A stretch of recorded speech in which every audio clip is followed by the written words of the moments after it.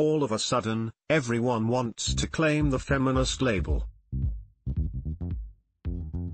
From Facebook COO Sheryl Sandberg to Ivanka Trump, an unprecedented number of high-profile corporate women are publicly declaring themselves feminists. The market is colonizing feminist themes, it seems. Indeed, identifying as feminist has not only become a source of pride but also serves as cultural capital for Hollywood stars and music celebrities alike, so much so that the new F word has literally inundated mainstream and social media. Meghan Markle, the UK's new feminist princess, is just the latest example in a very long list. It comes as little surprise that feminism was Merriam-Webster's word of the year in 2017. The movement for gender equality, then, is increasingly entangled with neoliberalism, which has mobilized feminism to advance political goals and enhance market value. Yet at the same time a different form of feminism has also unexpectedly gained popularity.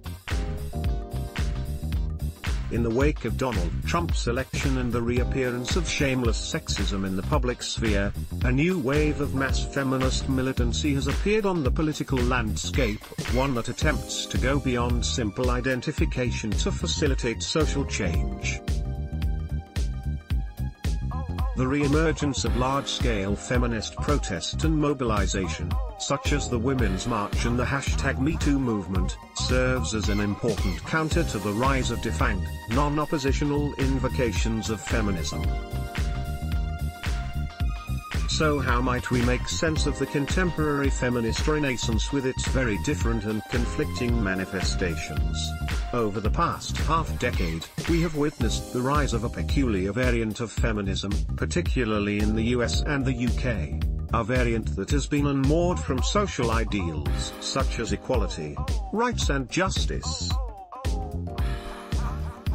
I call this neoliberal feminism, since it recognizes gender inequality, differentiating itself from post-feminism, which focuses on individual women's empowerment and choice, yet repudiates feminism, while simultaneously denying that socioeconomic and cultural structures shape our lives.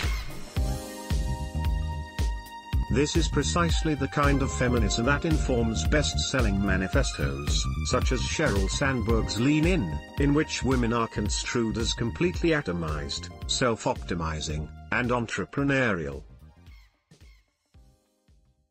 Yes, neoliberal feminism might acknowledge the gender wage gap and sexual harassment as signs of continued inequality. But the solutions it posits elide the structural and economic undergirding of these phenomena. Incessantly inciting women to accept full responsibility for their own well-being and self-care, neoliberal feminism ultimately directs its address to the middle and upper middle classes, effectively erasing the vast majority of women from view. And, since it is informed by a market calculus, it is uninterested in social justice or mass mobilization.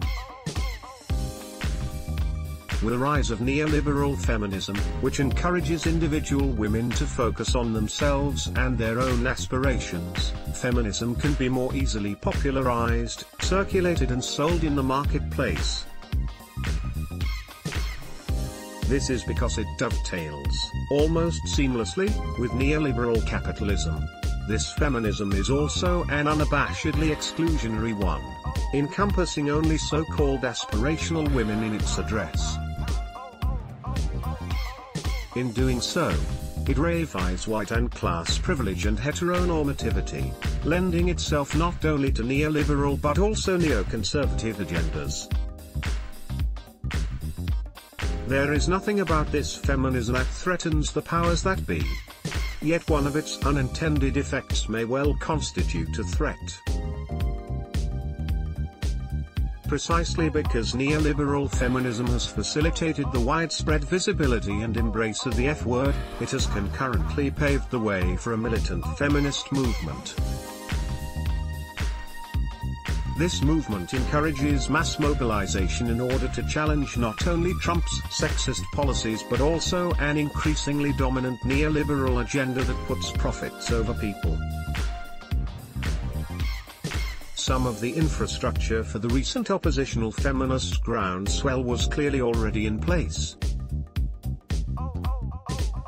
Let's not forget that #MeToo initially emerged as a grassroots movement spearheaded by the African American activist Tarana Burke more than a decade ago, and that it comes on the heels of other mobilizations, such as Slut Walk, the transnational movement that organized protests across the globe against rape culture and its attendant victim blaming.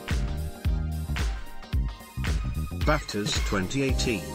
Joanna Lumley opens awards comparing Time's Up and #MeToo to women's suffrage, yet #MeToo was able to gain such widespread traction at this particular moment in history, with Trump's election and policies serving as the main triggers, because feminism had already been rendered popular and desirable by Sandberg, Beyoncé, and Emma Watson, to name just a few. The pressing question now is, how can we sustain and broaden a mass feminist renaissance as resistance, while rejecting the logic of neoliberal feminism? How can we maintain feminism as a threat to the many forces that continue to oppress, exclude and disenfranchise whole segments of society? #MeToo has carried out important cultural work. At its best, it has exposed how male entitlement saturates our culture. Ultimately, though, this will not suffice. Exposure is not enough for ensuring systemic change. But there are other feminist movements that have emerged in the past few years. Feminism for the 99%, which helped organize the International Women's Strike, is but one example. These movements significantly expand the single frame of gender, articulating and protesting a dizzying array of inequalities facing women, minorities, and precarious populations more generally. These feminist movements are demanding dramatic economic, social and cultural transformations, thereby creating alternative visions as well as help for the future. And given just how bleak the future currently looks for an ever-increasing number of people across the globe, this is precisely the kind of threatening feminism that we need. Catherine Rottenberg is a Marie Curie Fellow in Sociology at Goldsmiths, University of London. This article was originally published on The Conversation. Read the original article.